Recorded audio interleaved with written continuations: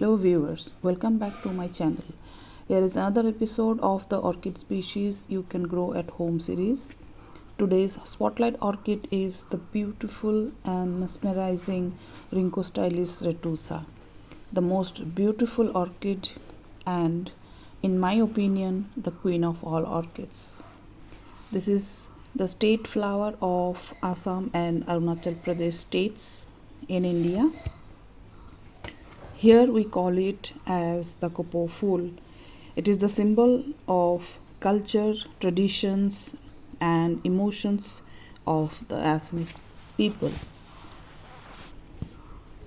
The Rhynchostylis retusa is a warm growing orchid found predominantly in India, Bhutan, China, Myanmar, Philippines, Nepal and few other countries. The orchid typically grows on tree trunks in forests where it gets its optimal humidity, light and water. Now, what are its optimal growing parameters? So let's just check.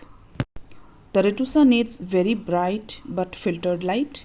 Morning direct sunlight is usually beneficial for this orchid.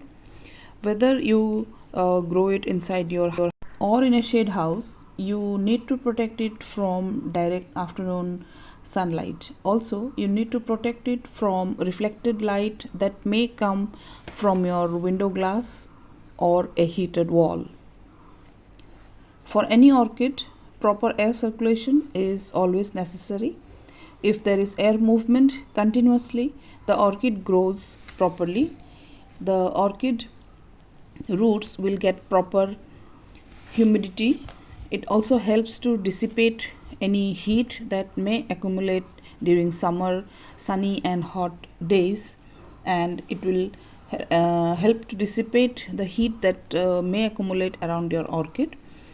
Any water that may get collected in the joint of the leaves or say the blooms will get evaporated, and the air circulation will help to prevent crown rot, stem rot or any kind of rots that may occur due to water. If you take notice of the places where orchids are usually found, you will see that these places are full of high humidity. The retusa needs high humidity. To ensure this, place it on a humidity tray, or you can use a humidifier if you have a compact shade house. This I am saying in case of places where the humidity is not that high. Water your retusa generously. In summer, water it daily because it needs lots and lots of water. My best practice is to soak it in a bucket of water. Let the roots soak up enough water to cope up with the heat. You can soak it for about 30 minutes. That should be enough. If it's very hot, so you can extend the time to say 1 hour. My another one retusa is mounted on a tree currently, which I have shown you in another video. It needs daily watering because it has to grow roots, and watering daily is very essential to grow new roots. Species orchids, as I always say, do not need any fertilizer. It is a naturally growing orchid and hence doesn't need any growth booster or a bloom booster. If you want to grow it in areas where natural growing conditions are not that optimum for the retusa, you can fertilize it once in 20 to 25 days with a growth booster during the growth period, typically till winter sets in. When the temperature cools down in your area, start giving it a bloom booster.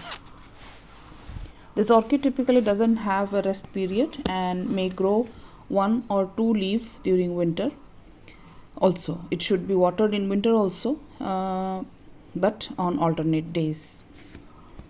The orchid blooms in clusters in a long stem, spike in pendulous form. You can see how beautiful it looks when it grows pendulously. Here I have 2 spikes which have bloomed. One is a bit shorter. This orchid was bought in February this year, and it had the 2 spikes already at that time. it took very long. Usually spikes take a very long time to fully develop and the blooms to fully open, depending on how the orchid is growing.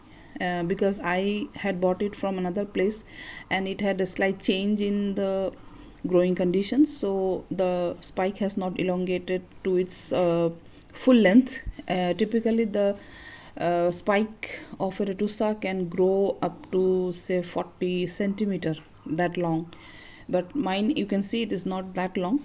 And nevertheless, next year it will grow.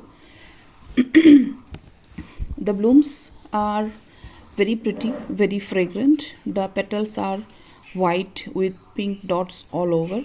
The lip is magenta, slightly less magenta, more towards the mauve color. The lip is a bit folded inwards in the case of retusa, as you can see. The fragrance is such that if it even grows on a high tree, it will fill the entire area with its fragrance. The fragrance is similar to the frangipani, if you know this flower, the frangipani. It is also very scented flower. An alba variety of this retusa is also found, which is very rare. It also grows in my area itself. This orchid pendulously grows kikis from the base of the orchid, but not necessarily every year. It all depends on your care, how you take care of it, how you water it, where you have mounted it, whether you are growing it in a pot or you are growing it mounted. So it all depends on your growing care, what you are giving it. As the orchid grows older, the kikis together make the plant bushier, and you will have a very stunning display with multiple spikes, with spikes emerging up to 150 to 170 spikes. Yeah, that's correct, you have heard it right. When the orchid becomes very old, number of spikes keep on increasing. So to summarize, this orchid's basic needs are high water, high humidity, and very bright and filtered sunlight. Hope this video was helpful for you. If so, please give it a like and subscribe to my channel. Please leave your comments as to how you like this video. Thank you for watching.